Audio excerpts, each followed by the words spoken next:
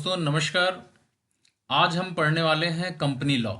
जैसा कि हमने प्रीवियस वीडियो में अपने पीछे वाले लिंक में हमने दिया था, और सिलेबस कंपनी लॉ का सिलेबस में क्या क्या टॉपिक हमें पढ़ना है, हमें अपने अकॉर्डिंग, चाहे वो आपका एलएलबी का कोर्स हो या आपका जुडिशरी के पॉइंट्स ऑफ व्यू से हम इसको कवर करेंगे।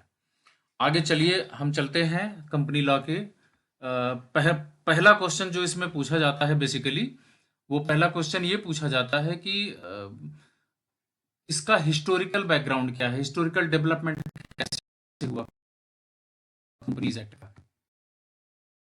सबसे पहला क्वेश्चन आता है कंपनी एक्ट का हिस्टोरिकल बैकग्राउंड क्या है, history and development of the concept of company law in India. India में सबसे पहले कब आया कंपनी लॉ और कैसे इम्प्लीमेंट किया गया, इसके बारे में डिटेल में हम समझते हैं, जो कि एक बड़ा इंपॉर्टेंट क्वेश्चन बनता है।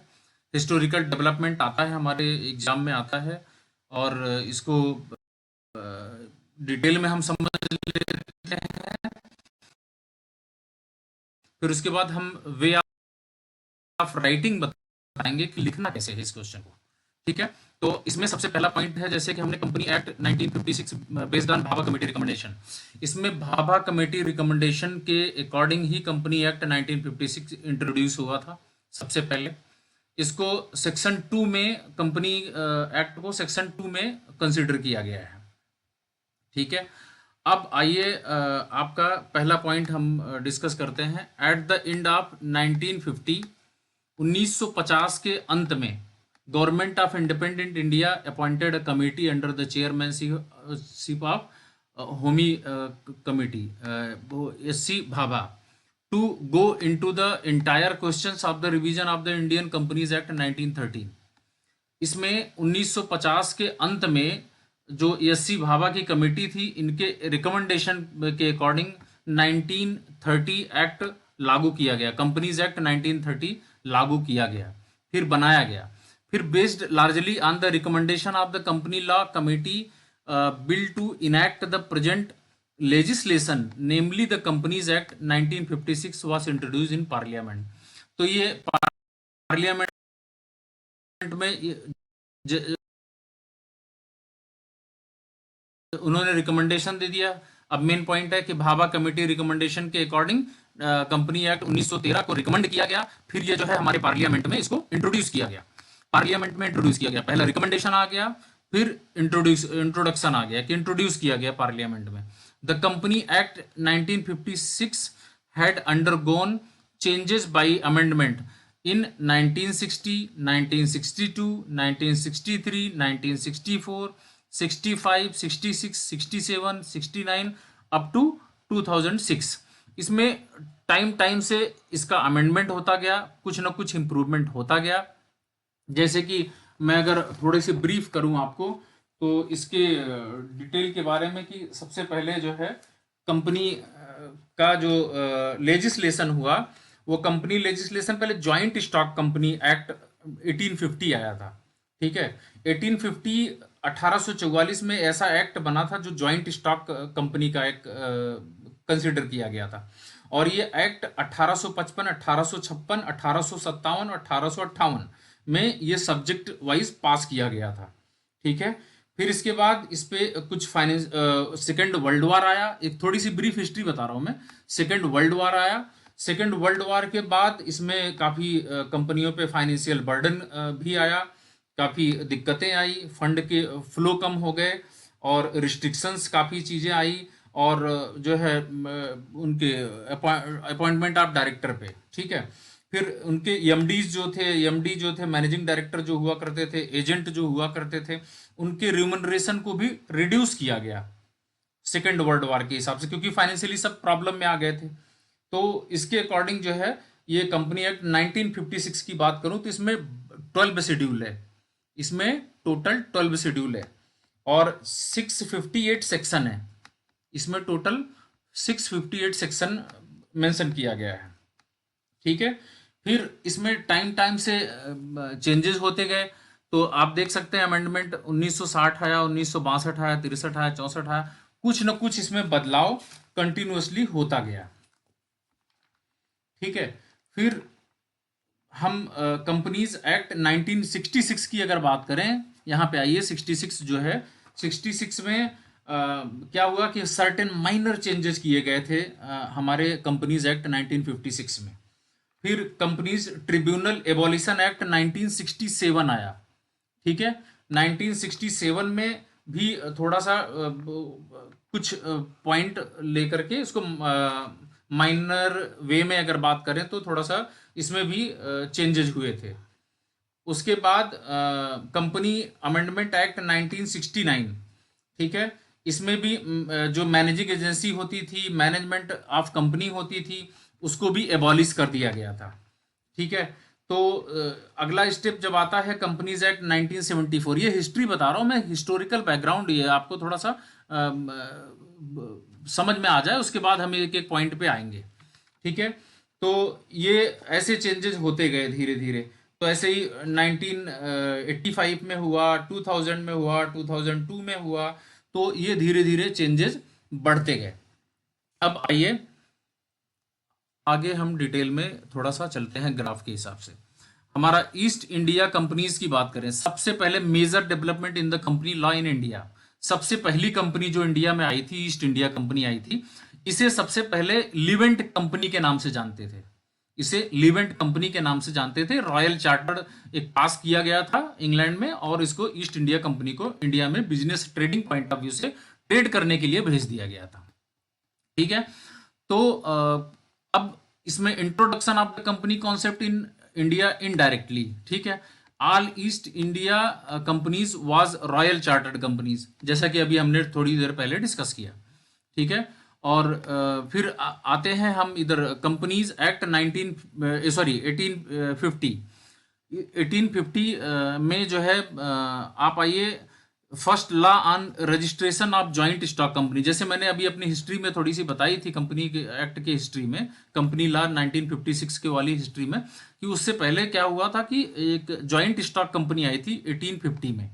ठीक है, ये इंडिया में इनैक्ट किया गया था, और legally joint stock company act बना था 1857, जब हमारा ये वार चल रहा था आपका 1857 रिवॉल्यूशन, उसी समय ये जॉइंट स्टॉक कंपनी एक्ट का कॉन्सेप्ट आया था, लिमिटेड लाइबिलिटी इंट्रोड्यूस किया गया था। और आप कंपनीज एक्ट 1866 की बात करें तो इसमें कंसोलिडेशन ऑफ वेरियस लॉज, कई लॉज जो है कंसोलिडेट किए गए थे। ठीक है, तो द इंडियन कंपनीज एक्ट 1882, अब इसमें 1882 की बात करें तो liability of members limited but directors were with unlimited liability, इसमें जो मेंबर होते थे उनकी लाइबिलिटी तो लिमिटेड होती थी, बट जो डायरेक्टर होते थे उनकी लाइबिलिटी अनलिमिटेड होती थी, वो जो चाहे वो करें। ठीक है, registered minutes and special resolution to form part of memorandum of association.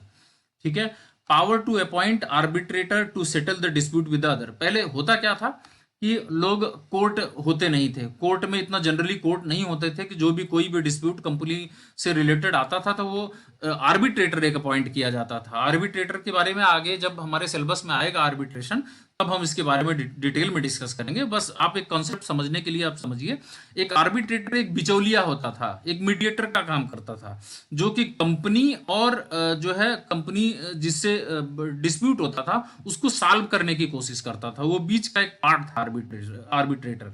ठीक है, फिर हम बात करते हैं कंपनीज एक्ट 1913 की।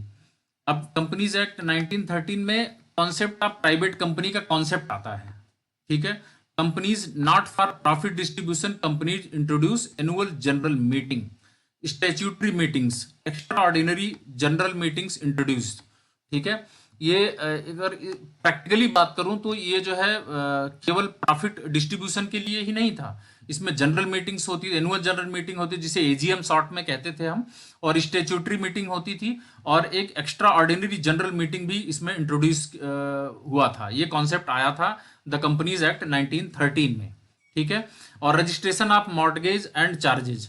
ठीक है, the companies amendment act 1951, substantial powers with the central development government.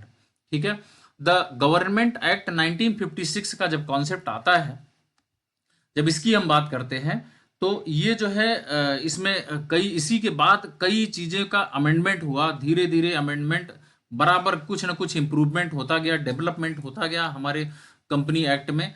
और इसके बाद जो है इसमें हमने अपने हिस्टोरिकल बैकग्राउंड में इसके बताया भी था। द कंपनी एक्ट 1956 जो है 658 सेक्शंस और 15 शेड्यूल को मिला के बना हुआ है।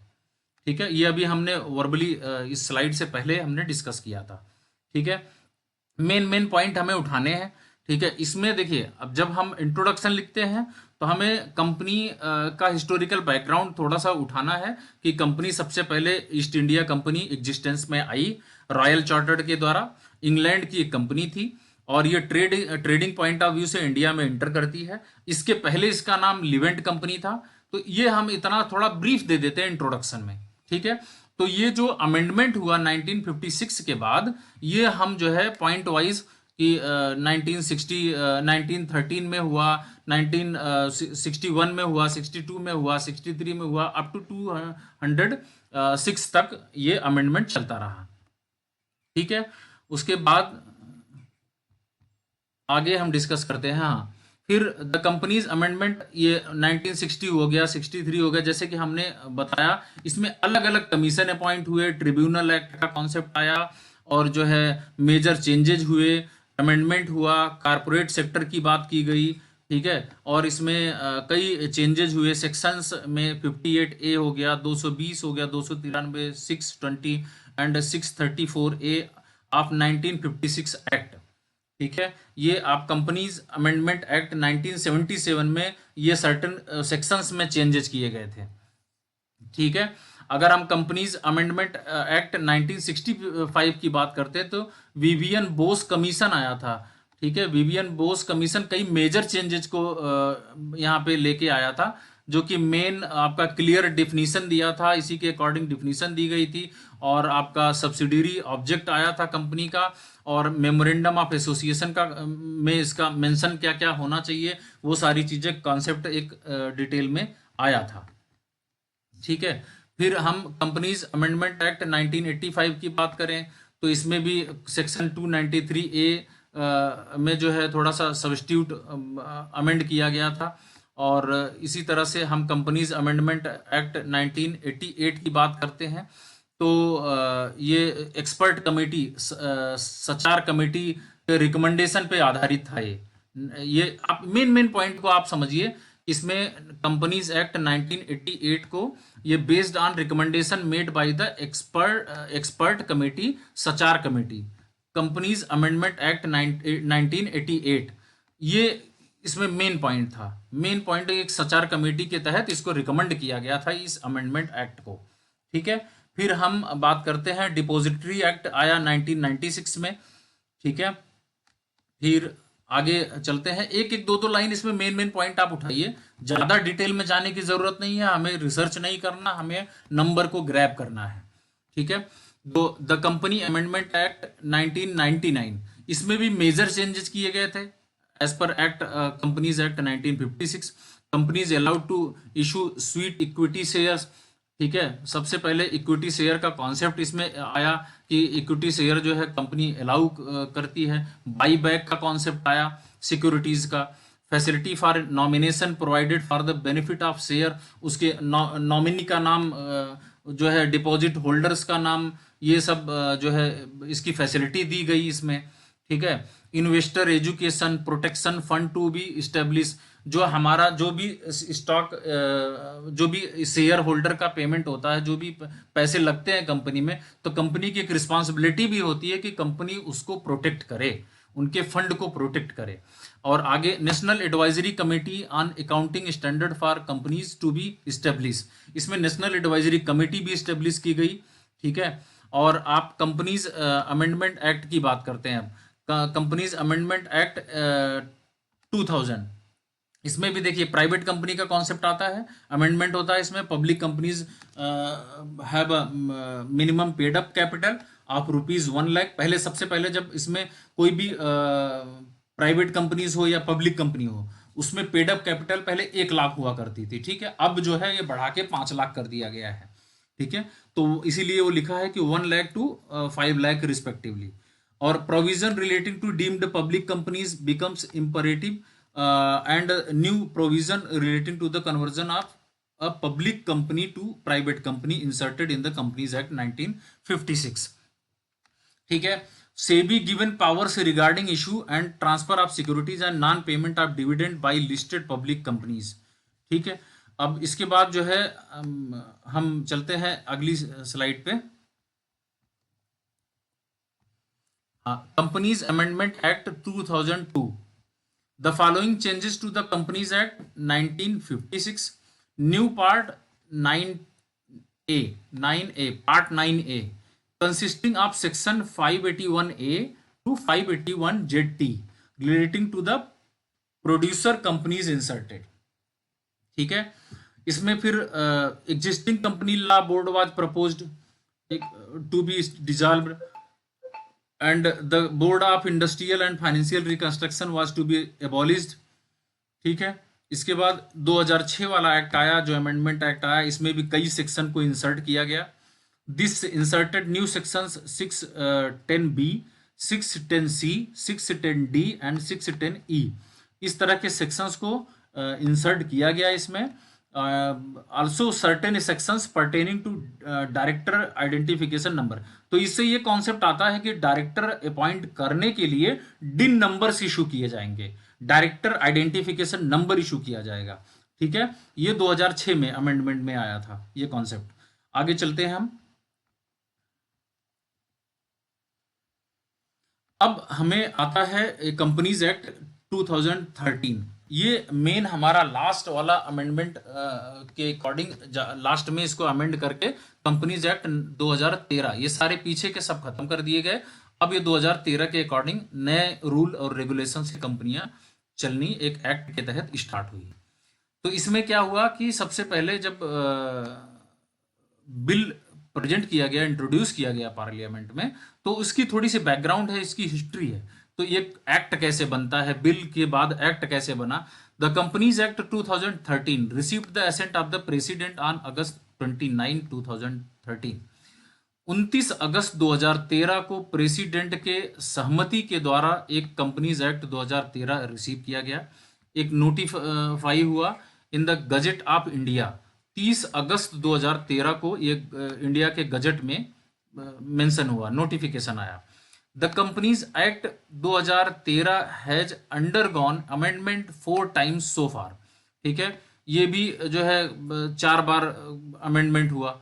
The companies amendment act 2015, the insolvency and bankruptcy code 2013, the companies amendment act 2017, companies amendment act 2019, amended the companies act 2013। तो आप आइए फिर, so far ministry has come out with the several circular notification.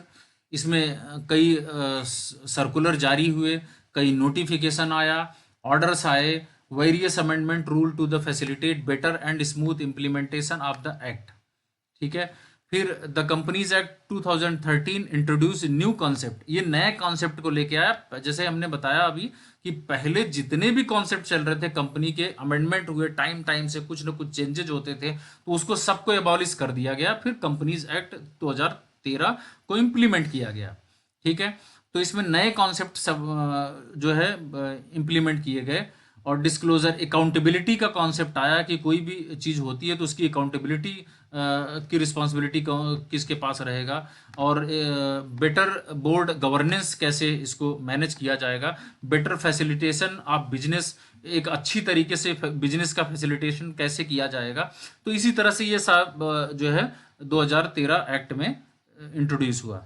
It includes associate company, 1 person company, small company, dormant company, मतलब इस तरह के कई concept आए कंपनियों के। ठीक है, तो अब इसमें यहीं पे जो है इसको हम कंक्लूड करेंगे। ठीक है, कंक्लूड करेंगे। कंपनी एक्ट 2013 बेटर इंप्रूवमेंट के साथ आई, और हमारा जो पीछे का कुछ अमेंडमेंट थे उसको हमने बैक छोड़ दिया, उसको हमने एक एबॉलिश कर दिया। और उसके बाद हमने ये कॉन्सेप्ट के तहत 2013 द कंपनी एक्ट 2013 के अकॉर्डिंग हम जो है अभी कंपनी रूल और रेगुलेशन को फॉलो करते हैं। ठीक है, ये हमने कंक्लूजन में हमको डालना है। तो और दूसरा इसमें देखिए, अभी 2013 की बात करें तो इसमें सीएसआर का एक कॉन्सेप्ट आया, कारपोरेट सोशल रिस्पॉन्सिबिलिटी। इसमें एक कारपोरेट में एम्प्लॉइयों को सोशल वेलफेयर के लिए कुछ फंड की कटौती की गई, तो इस तरह से एक कॉन्सेप्ट आया। बाकी हम ज़्यादा इसमें खींचना नहीं चाह रहे हैं, थोड़ा शॉर्ट में मेन पॉइंट आप पिक कीजिएगा और एक अच्छे आंसर राइटिंग को, हम एक दिन आंसर राइटिंग का भी सेशन लेंगे जो आपको बेटर इंप्रूवमेंट देगा। और इसके बाद हम आगे चलेंगे, आपका इसके आगे का जो भी पार्ट होगा सिलेबस के अकॉर्डिंग हम उसमें डिस्कस करेंगे। तो आप लोगों से रिक्वेस्ट है, आपके लिए हम काफ़ी मेहनत कर रहे हैं, बहुत अच्छा नंबर ग्रैब करेंगे आप। अच्छे तरीके से इंट्रोडक्शन लिखना है, बॉडी ऑफ कंटेंट लिखना है, सेक्शन को पुटअप करना है, और आप जो है कहाँ पे सेक्शन एबॉलिश किए गए, कहाँ पे सेक्शन इंसर्ट किए गए, वो सारी चीज़ें आप मेन पॉइंट नोट कर लीजिए, फिर कंक्लूड करके क्वेश्चन को खत्म कीजिएगा। इसमें 2 क्वेश्चन बन सकते हैं, कि हिस्टोरिकल डेवलपमेंट का क्वेश्चन बन सकता है, हिस्टोरिकल बैकग्राउंड का। दूसरा आपका कंपनी एक्ट 2013 एक्ट में क्या क्या डिफरेंस है पहले से, ये भी एक क्वेश्चन शॉर्ट वे में भी पूछ सकता है। तो इस वीडियो को आप लाइक कीजिए और सब्सक्राइब कीजिए, कमेंट कीजिए। कुछ भी आपको इसमें डाउट है, कुछ भी आपको पूछना है, तो वो कमेंट आप कर सकते हैं। उसमें आप जितना ज़्यादा से ज़्यादा आप कमेंट करेंगे उतना ज़्यादा हम वीडियो आगे इम्प्रूव करेंगे। और सब्सक्राइब कीजिए ताकि आपको हर एक वीडियो आने वाली